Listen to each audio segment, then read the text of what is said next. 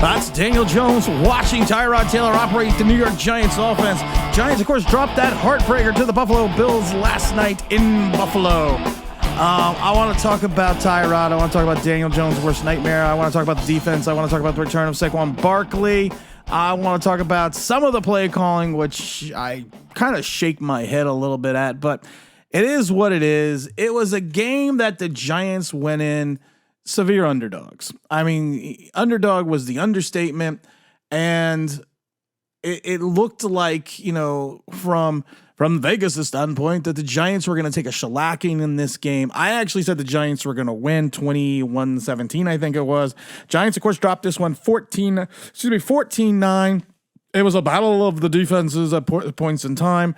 Josh Allen then in the third quarter and the fourth quarter led the Buffalo Bills on long drives. They had that one scoring drive, which was 16 plays and 14 of them were runs. We still have an inability to stop the run, and our defensive ends are still not maintaining their edge assignments. It's getting worse and worse, seems to be every week.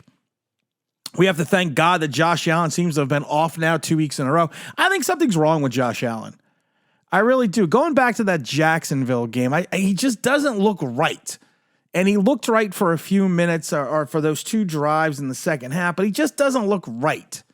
Oh, that's something to look at. Tyrod Taylor. Oh, Tyrod Taylor, you know, you look at his 200-yard game. He went 24 for 36 for 200 yards, ran for an additional 24. And I love it because you have the Daniel Jones panty boys out there going, well, he didn't really have a good game. Didn't come through in the clutch. And I love it because I sit there and I think about this for a minute. If Daniel Jones had these stats and we lost, I would have to hear how none of this loss was on the doorstep of Daniel Jones. That's what you would have to hear. And I find it really weird that you had two consecutive games or where you've had multitudes of sacks with Daniel Jones under quarterback. Tyrod Taylor was sacked 3 times for only a loss of 15 yards. Justin Pugh looked putrid. Get it? See what I did there? In that opening series, opening half. And the Giants were smart because in the second half, they kind of mitigated what they were doing on his side of the line. Justin Pugh's side of the line, that is. They kind of rolled out. It was funny. They were rolling out more towards Evan Neal's side, and they kind of had it where, like I mentioned before, a quick 3-step drop, kind of go back a little bit. And then when they did, and when the Tyrod Taylor did go and look deep, he had the ability to climb the ladder and step up in the pocket, which is amazing because we have a quarterback who's our starter for 5 years that has no clue how to do that. So it wasn't that the offensive line all of a sudden just got monumentally better. They actually lost a play. You know, they lost Azuda to injury. They had to reshift the line again. But it wasn't all of a sudden like the line just got this demonstrably better because of the fact that, you know, all of a sudden, you know, Arthur's a obese fair person. Bobby Johnson turned into a genius and coached up all these guys in a week and made them into the line they were. And Justin Pugh came in and did, you know, and did what he needed to do and, you know, played beautifully, which he didn't. But at the end of the day, it's the quarterback who understands that I'm going to drop the back and throw 36 times. I'm only sacked 3 times. He understood. You climb the ladder, you move the pocket. And that's what the Giants did a lot of. And I mentioned that in the stream the other day. If I was the Giants, 2 things I would have done is put Dane Bellinger on the backfield, which he was in the backfield the entire game. And I would use a floating pocket. And they kind of did both on Sunday, and it worked. And it's amazing that when you are in the pocket and you look downfield, what you can find. The Jalen Hyatt catch was a beauty. It was a thing of beauty. That was a penalty on Evan Neal. I'm not going to get into it. Was not a penalty on Evan Neal. But one of the things I also loved is when your quarterback recognizes single high safety, he understands that there's gonna be someone one-on-one on the outside. And shocking, Tyrod Taylor found that guy. Tyrod Taylor is not the answer. Hell, Tyrod Taylor is not even the question. Daniel Jones is the question. Tyrod Taylor is not the answer because he's 497 years old. I've said this before. I wish we had Tyrod Taylor 5 years ago because he made the people around him better. He didn't take the sack. Daniel Jones is more athletic, should be faster than Tyrod. But Tyrod Taylor looked like he was playing in a different gear than Daniel Jones. And what I loved about Taylor was he's looking downfield. He's looking downfield. And that's something your $160 million man's not doing. And you have to be concerned about that. You can't just sit there, look at Daniel Jones after Tyrod Taylor and think, remain calm. All is well. Because it's not well. You have a fifth-year quarterback who's making second-year quarterback mistakes. You had a 34-year-old quarterback come in and almost beat the Buffalo Bills at home. And everyone's going to blame him for that bonehead play at the end of the first half. And that was a bonehead play. But then I love it, though. I'm going to get to that play in a minute, because then I love it. Because, you're on the 1 yard line, you just got the penalty, and you threw the pass to Waller, which was the right play. He got mugged in the end zone. And it cracks me up, because then people are like, we should have ran the ball with Saquon Barkley. Even Brian Dable came out and said, we got stuffed twice on third down, and we got stuffed on that play in the end zone, by the end zone. But the brilliance of fucking Twitter is, we need to run the ball with Saquon Barkley there. Tyrod definitely checked out. And you know what's another thing that was amazing? We had a quarterback that checked out of plays. It didn't work that one time, but he checked out of plays a couple more times. But we had a quarterback that checked out. It was crazy. It was like Eli Manning 2011. Next Saturday night, we're sending you back to the future. We went back to the future with a quarterback that understood you could check out of a play. It's okay. Tyrod must have seen something on that play. And they even mentioned it on the broadcast, you have a checkout play. It was definitely good. You probably would have been able to throw the ball twice. I probably would have thrown it once and just kicked the field goal. Honestly, I would have kicked the field goal. If you want me to be 100% honest, I would not have trusted Tyrod, Saquon, anyone else. I would have given it to Gano and taken the 3 points, gone in 9-0 at the end of the half, and let my defense do what they were doing. I don't think it was a momentum changer that much for Buffalo. I just think that, the defense held them as long as they could. But there was something that Tyrod saw in that play, and he took full responsibility for it, that made him check into the run. But it's amazing, though. You are allowed to check out of plays. There are things your quarterback is allowed to do. Check out of plays. Throw the ball downfield. When you scramble, you can still look downfield. And don't hold on to the ball for 14 and a half minutes and then be shocked that you took 10 sacks. It was just weird. It was funny. And I saw so many Giant fans on Twitter, and I saw so many Giant fans that were texting me. It was great. It was like we hadn't seen this in almost 4 years. There was just this literal excitement about this guy, Tyrod. And again, he's a 34-year-old journeyman quarterback who hasn't started since 2021. And he comes in and he does something that most people thought, the best outcome for the DJ Panty Boys would have been that Tyrod threw up a stinker. But Tyrod operated the exact same offense, did everything that Daniel Jones would have done, minus the turnovers. Still didn't get the ball in the end zone, but at the end of the day, almost beat the Buffalo Bills 14-9. Saquon Barkley with the big 24 carries and 93 yards. Most of those yards came on that 34-yard scramble and that other run. Matt Breida also had a big 6-yard run. The play calling is what kind of confused me a little bit at times. They ran the same running play consecutively 3 times in a row, and it worked twice with Barkley. He got 2 big gains. And then the third time they shut it down, but Breida actually didn't fall. It was blockers. And then they tried running it again, and then it got stuffed again. Then a couple times during the last drives of the game, they tried running the same plays, but you could see that Buffalo had figured it out.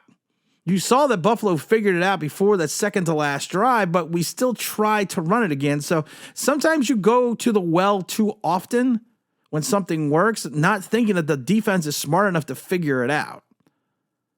So I was slightly perplexed by that. I didn't understand the 2 deep shots on that second to last drive. I understood the philosophy that you had 3 timeouts still remaining.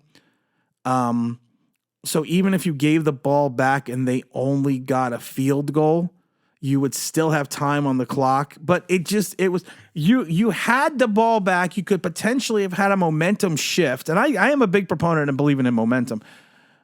You could have had a momentum shift, and instead of trying to matriculate the ball down the field and get first downs, you take those 2 big shots.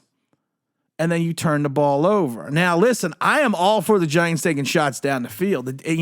We had, like I said, we had that one to Jalen Hyatt, which was a wonderful catch. It just, that was a penalty on Evan Neal. How scary was it that they were running to Evan Neal's side? Everyone's been giving so much crap to this kid, and what did they do? Some of the biggest plays went to Evan Neal's side of the line because they were staying away from Justin Pugh's side. Justin Pugh didn't get better in the second half, guys. They just stopped going that direction. They just stopped the offense from going that way. And if you watch the game, Tyrod would roll out to Evan Neal's side, not into Justin Pugh's side.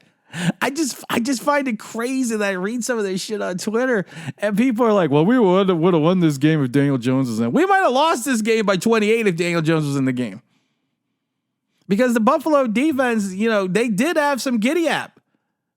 They did. They had 9 tackles for losses, 9, and 3 sacks. So they were still making plays in the backfield. And a lot of those plays were on Barkley. Again, we only had 2 tackles for losses. And again, no sacks. Kayvon Thibodeau, Casper the Friendly Pass Rusher, was a no-show, was a disappear again. Leonard Williams, once again, Leonard, they ran, at times they ran right at Leonard Williams and Dexter Lawrence. They weren't fearful to do that. Cooks had 14 carries for 71 yards at 5. Latavius Murray had added another 45. They ran the ball 29 times for 128 yards or 4.4 yards a carry. Again, nobody right now for some reason is really fearful of the vaulted interior line of the New York Giants. And a lot of people say, well, they ran a lot off tackle. They also ran a lot of plays. Latavius Murray ran a lot of plays right up the gut. Right up the gut. And outside of the, wonderful play of Bobby Okereke and Mike McFadden, excuse me, I was coughing. sorry.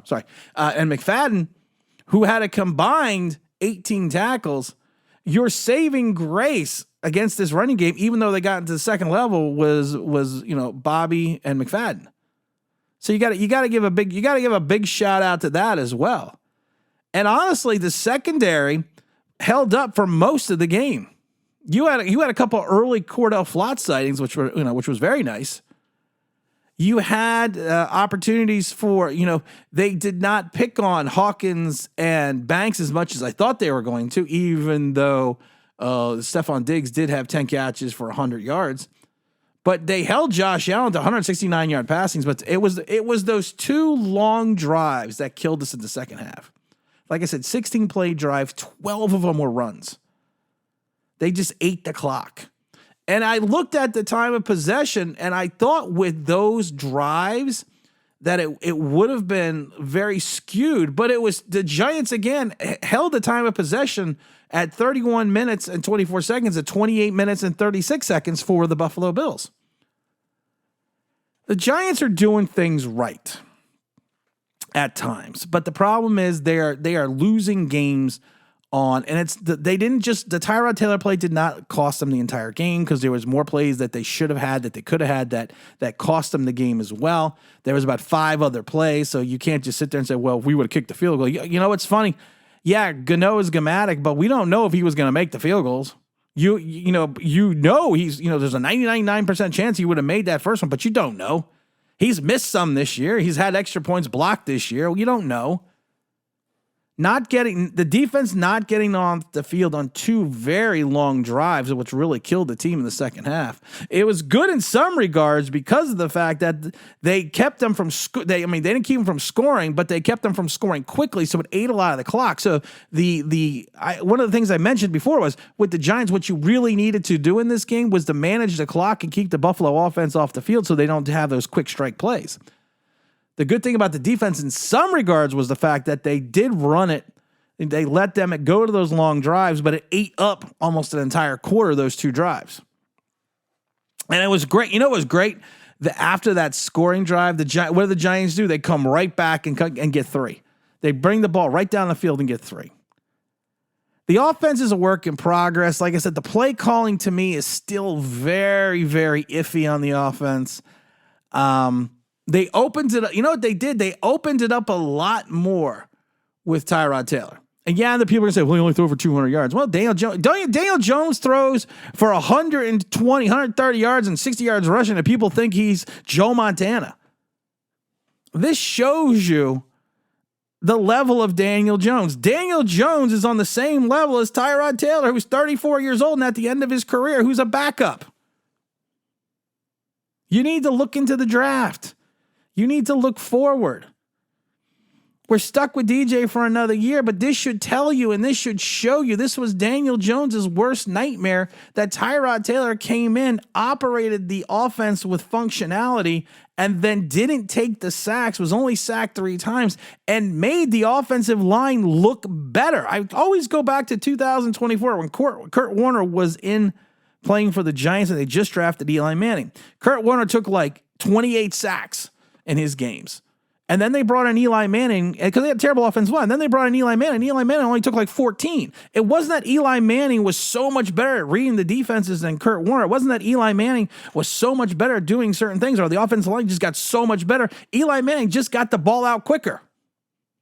He may have made the wrong decisions. He may have gone to the wrong places because he was a rookie, but he got the ball out a lot faster than Kurt Warner. Tyrod let plays develop. And he understood, and we've mentioned this before, he stepped up and climbed up in the ladder of the pocket. He moved around with a lot of fluidity. He looked spry for 34 years old. He took his shots downfield. He had a nice couple touch passes. We had a couple plays called back because of penalties, but that's just football. But you have to look at this from the Daniel Jones perspective and say, at the end of the day, why all of a sudden did the offensive line get better?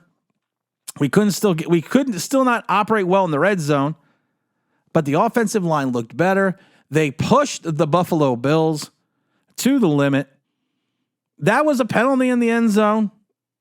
I keep thinking of Duke in Rocky 3. Throw the damn towel. That's what I kept thinking.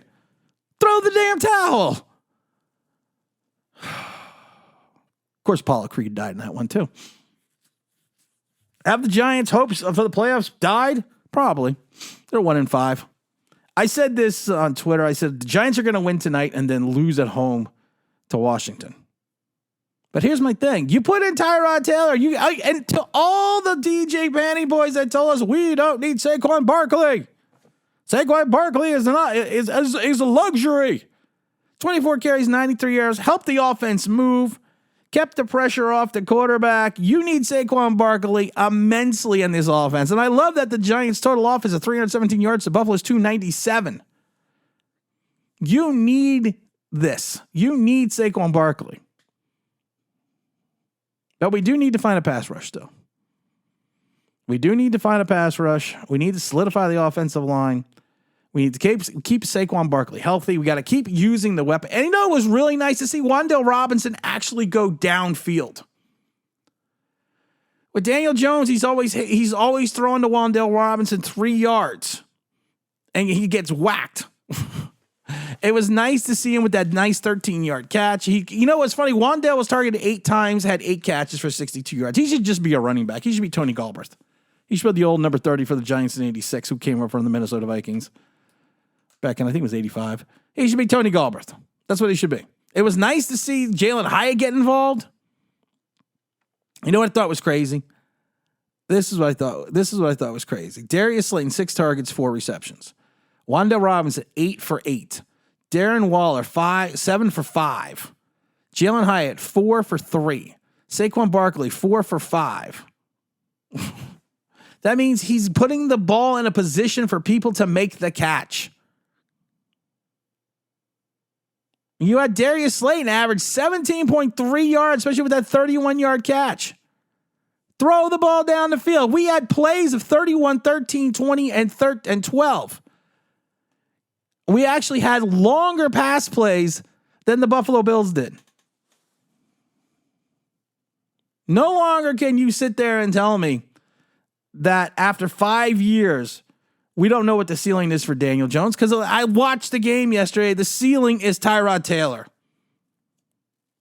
He's a 34-year journeyman quarterback, and Daniel Jones is a backup quarterback at best. Tyrod Taylor proved that because, like I said, statistically, the games are very much similar, but the fact that Tyrod understood how to move in the pocket, how to step up in the pocket, and how to do what he needed to do to put his team in a position to win, that's telling right then and there.